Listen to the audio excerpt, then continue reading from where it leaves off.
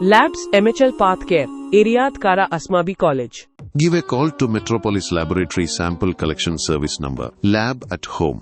കോട്ടപ്പുറം പുഴയിൽ മണൽ വാരുന്നതിനിടെ വഞ്ചി മറിഞ്ഞ് ഒരാൾ മരിച്ചു. ഒരാളെ കാണാതായി. കോട്ടപ്പുറം കാഞ്ഞിരപ്പുഴയിൽ മണൽ വാരുന്നതിനിടെയാണ് വഞ്ചി മറിഞ്ഞ് അപകടമുണ്ടായത്. കോട്ടപ്പുറം കോട്ട ഭാഗത്തായിരുന്നു അപകടം. അപകടത്തിൽ മേത്തല പടന്ന പാലക്കാപ്പറമ്പിൽ സന്തോഷാണ് മരിച്ചത്.